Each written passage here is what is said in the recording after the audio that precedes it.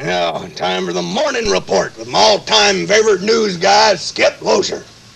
Just a moment. Kermit the Frog must have a ringside seat for this event. Slow down, Frog. It's only Skip Loescher. Oh, contrary, doggy. It's Skip Man's last performance. He's going to Washington to be somebody. What the heck is he now? A nobody? Like WCCO TV morning report with the big nobody, Skip Loescher.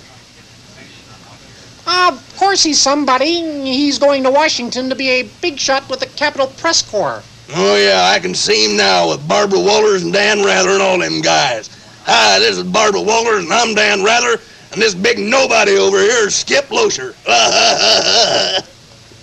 That's not fair. Fair? I'll tell you about the fair. I used to go out there to get autographs, and I had to get one from Loescher one time. They said I couldn't get a Channel 4 bag unless I accepted it. I'll never forget how long it took him to print out his whole name. His job will be to follow the Washington politicians around, find out what's going on and what's doing out there. Report back here to Minnesota and Wisconsin. I never thought I'd feel sorry for politicians. Well, I just wanted to wish old Skippy a goodbye and good luck. Yeah, and good riddance. And hey, Skip, stay out of the tidal basin. So let's hear it for WCCO TV and the New Washington News Bureau and the great and wonderful Skip Loescher. Yay! See ya, Frog. Now, get me shut-eye. Wake me up when Shelby comes on. Yeah, on second thought, don't.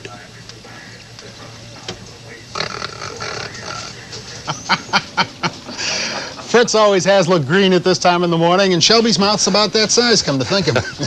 Big news in sports, a tentative agreement of the baseball strike following 50 days of no baseball. Tony Parker with that story and all the rest of the sports in just a minute. 14 minutes past 7 o'clock, 70 in town.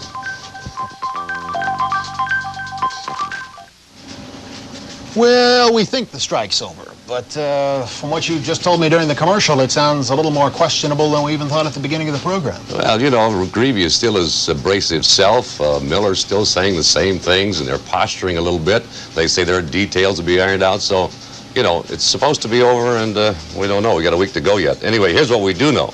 Players will report for practice tomorrow. The season will officially resume August 10th when they pick up the regular schedule. Lovely. And while you were on, Tony, a disquieting report into CCO's newsroom.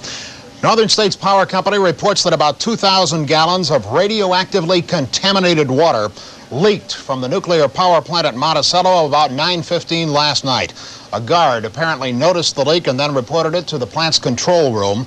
It is estimated the leak lasted about 5 minutes. We are told by NSP that the water followed an earth pathway that led to the Mississippi River. Some of the water, however, was recycled through the plant's cooling system. NSP says it does not believe that the radioactive leak poses a threat to either human or wildlife. NSP spokesman Wayne Kaplan does say the company notified federal and state officials about that leak at the Monticello nuclear power plant at 9:15 last night. Wall Street reacts to President Reagan's tax cut victory. We'll tell you what the investors did. And Bill Carlson will take us to the movies and more in just a moment. It's 7:20 right now, 70 in the Twin Cities.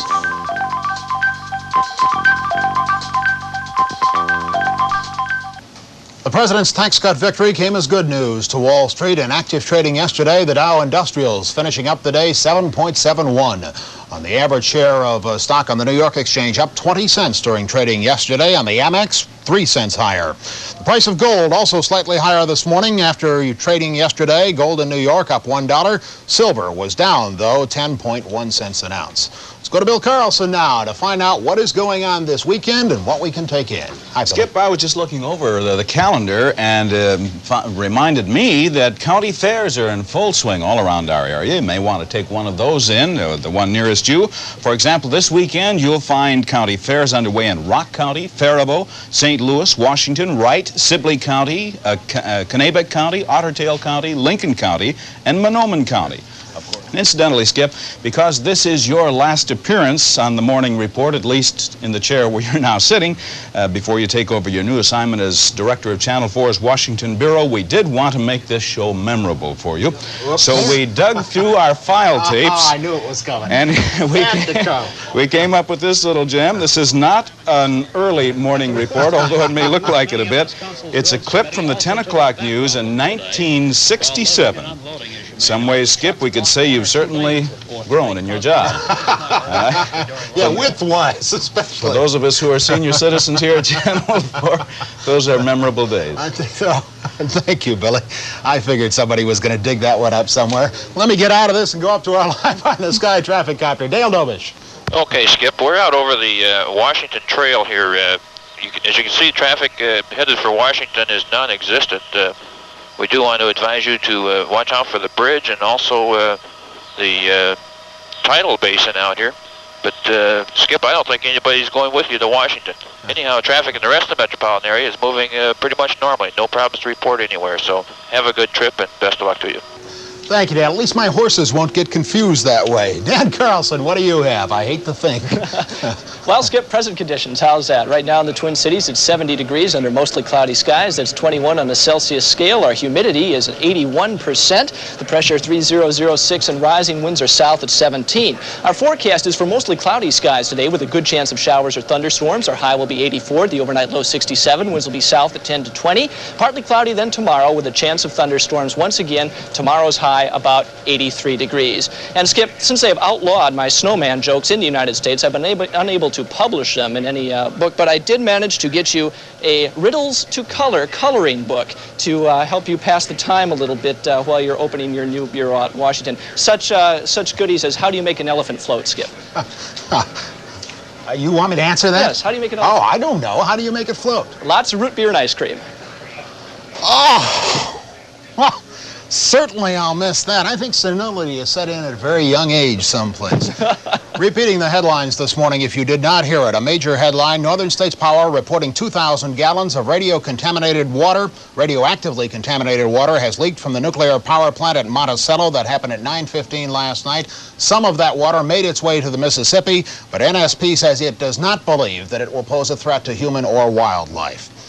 Finally, a personal note. As I guess is fairly apparent now, I'll be heading to Washington, D.C. next week to supervise the establishment and operation of the CCO Washington Bureau. And beginning this fall, I'll be reporting live by satellite from Washington on what the federal government is doing for us and to us here in Minnesota and western Wisconsin. Really, although I hate to leave the state, it's an exciting prospect for an old political reporter like me, and I certainly hope our reports will prove interesting. In the meantime, hope you will continue to watch the Morning Report, and my thanks to all the people who have worked so hard all night long, all these many months, to make these broadcasts possible. And a final word, not really in my words, but in the words of the person who's taught me more about on-camera presentations than anyone else. The scene, the DuPont Columbia Awards ceremony just a few months back, when the Moore Report was again cited for excellence. But the thought applies equally to the news department. And I want to tell you that these trips are the result of a determined, community-conscious television station management that is not only determined to build a strong, skillful public affairs documentary unit, but to provide that unit with the time and the talent and the tools and the money and the freedom and the possibility of a great loss of an angry, outraged advertiser to bring the community what it really ought to have.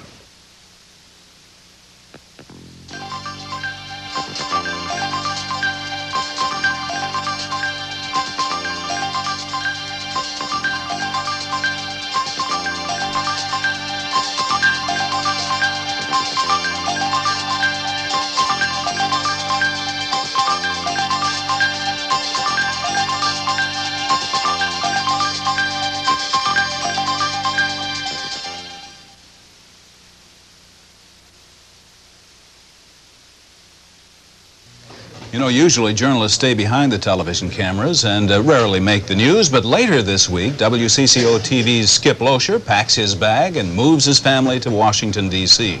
Skip will be wearing a new hat, figuratively speaking, begins a new job for Channel 4. He's now the news director of our Washington Bureau.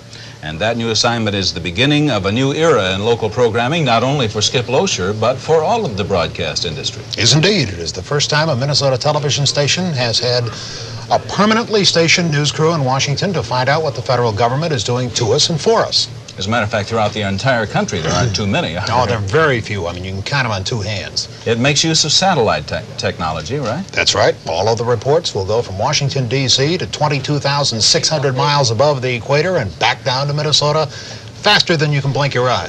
Now, you're not going there alone. No, I'm not going there alone. Scott McLean will be our production coordinator in Washington, responsible for everything from the inception of the video on videotape to start with through the technical coordination of the satellite feeds. What sort of reports and how frequently can we expect them, Skip? Starting in October, Bill will be broadcasting live on the 5 p.m. report regularly, Tuesdays, Wednesdays, and Thursdays of each week, irregularly on other newscasts depending on the stories. We really do hope to do the local effect kind of story. What is this piece of legislation in terms of what does it mean to us here? Not to people in Los Angeles or New York, but to the folks who live around here. We wish you well, Skip, though our viewers will be seeing you nearly as often as they do now. We'll miss you right around the Channel 4 I will studio. miss being here, and I certainly will miss living in Minnesota. I'll tell you that much. Godspeed to you and your family, Skip. Thank you, sir.